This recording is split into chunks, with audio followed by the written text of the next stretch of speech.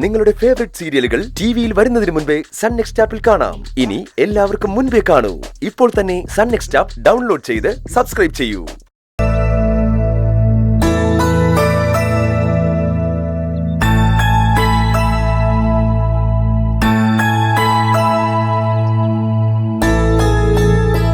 അമ്മ ജയിലിലെ പ്രശ്നങ്ങൾ ഉണ്ടാക്കിയ കാര്യം അവിടുന്ന് വിളിച്ചു പറഞ്ഞു എന്ന് മാത്രമേ ഇന്ദ്രേട്ടൻ എന്നോട് പറഞ്ഞുള്ളൂ.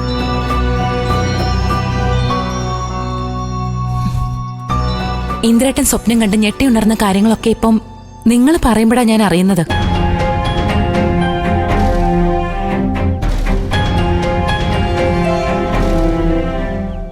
സത്യത്തില് ഇന്ദ്രേട്ടന് നല്ല വിഷമമുണ്ട് ചേച്ചി.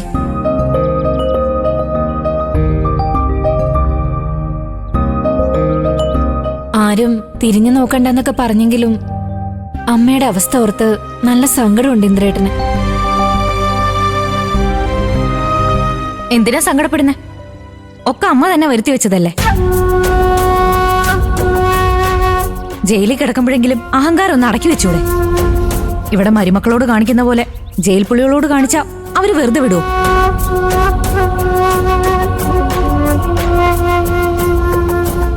അമ്മ പുതിയ ആളായതുകൊണ്ട് ബാക്കി എല്ലാവരും ഒറ്റക്കെട്ടായിരിക്കും.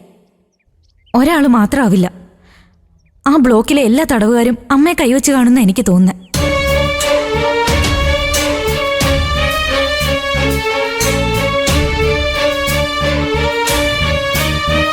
അനുഭവിക്കട്ടെ. അവനവൻ ചെയ്ത കർമ്മത്തിന്റെ ബലമല്ലേ.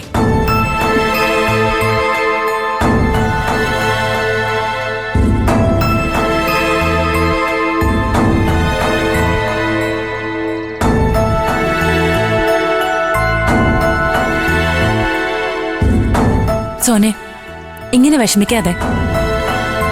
അമ്മയ്ക്ക് അമ്മയുടെ സ്വഭാവം പെട്ടെന്ന് മാറ്റാനൊന്നും കഴിയില്ല. അതുകൊണ്ടുണ്ടായ പ്രശ്നമായിരിക്കണം. അമ്മ അവരുടെ ആരുടെ മുന്നിലും അത്ര പെട്ടെന്ന് തോറ്റു കൊടുക്കുന്ന ആളല്ലെന്ന് അറിയാലോ. എത്ര പേര് വന്നാലും അമ്മ ഫൈറ്റ് ചെയ്യും. ഇത് തന്നെ ജയിലിലെ മേഡം വിളിച്ചു പറഞ്ഞ് സുശീലയാണ് ആദ്യം വഴക്കു തുടങ്ങിയതെന്ന്.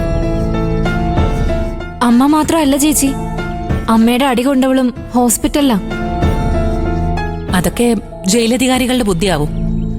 ഒരു തടവുകാരിയെ ബാക്കി എല്ലാവരും കൂടെ മർദ്ദിച്ച് അവശയാക്കിയെന്ന ന്യൂസ് ആയ ഉദ്യോഗസ്ഥരെ സമാധാനം പറയേണ്ടി വരില്ലേ? ഇതിപ്പം രണ്ടുപേര് തമ്മിലുള്ള വഴക്കാക്കി മാറ്റി അവർക്ക് തലയൂരാം. ബാക്കിയുള്ളവര് അധികാരികൾക്ക് അനുകൂലമായല്ലേ മൊഴി കൊടുക്കൂ. ഇനി ജയിലിൽ അടിയുണ്ടാക്കിയ കേസുകൂടെ ആയ ജീവിതകാലം മുഴുവൻ അമ്മയ്ക്ക് അവിടെ തന്നെ കൂടാ, അല്ലേ ഏട്ടത്തി?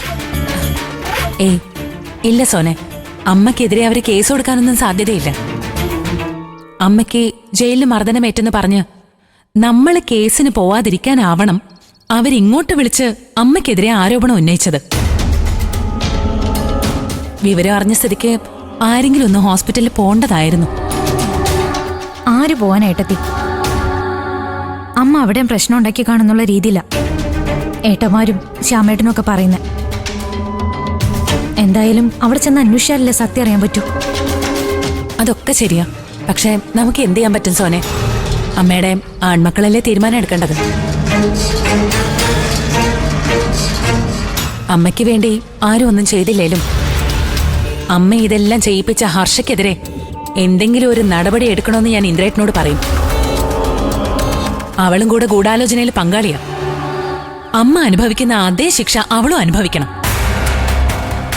ഹർഷയുടെ പങ്കുകൂടി പോലീസ് അന്വേഷിക്കണമെന്ന് നമ്മൾ ആവശ്യപ്പെട്ട പോലീസ് അത് അന്വേഷിക്കുമെന്നും അഴിയെണ്ണേണ്ടി വരുമെന്നും ഹർഷയ്ക്ക് നന്നായിട്ടറിയാം. അതുകൊണ്ടാ അവള് പമാളത്തിൽ ഒളിച്ചിരിക്കുന്നത്. ഹർഷയുടെ കാര്യം ഞാനും ആലോചിച്ചതായിട്ടെത്തി.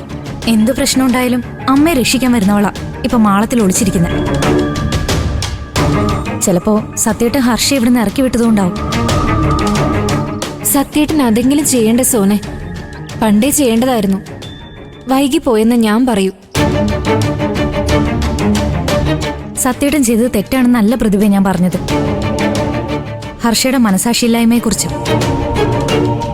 അവൾ ഒരിക്കലും അമ്മയെ കൈവിട്ട് കളയാൻ പാടില്ലായിരുന്നു. സോനെ, അവളൊക്കെ സ്വന്തം നേട്ടത്തിന് വേണ്ടി മാത്രം മറ്റുള്ളവരെ ഉപയോഗിക്കുന്നവളാ. അമ്മയെ കൊണ്ടിനി ഒരു ഉപയോഗവുമില്ലെന്ന് അവൾക്ക് നന്നായിട്ടറിയാം. ആ ഞാനൊന്ന് റെഡിയാവട്ടെ. എനിക്ക് പെട്ടെന്ന് ഹോസ്പിറ്റലിലേക്ക് തിരിച്ചു പോകണം. ഇന്നൂടെ എനിക്ക് അവിടെ നിൽക്കേണ്ടി വരും. പിന്നെ മോനെ ഇവിടെ നിർത്തിയാ നിങ്ങൾക്ക് ബുദ്ധിമുട്ടാവോ? എന്ത് ബുദ്ധിമുട്ടാ? മോൻ ഇവിടെ നിന്നോട്ടെ, ഞങ്ങൾ നോക്കിക്കോളാം. അതെ, വിച്ചുമോൻ ഇവിടെ ഉള്ളതുകൊണ്ട് ശ്യാമമോളും അവന്റെ ഒപ്പം കളിച്ചോളും. മിച്ചൂട്ടാ, ഇങ്ങോട്ട് വാ. വാ.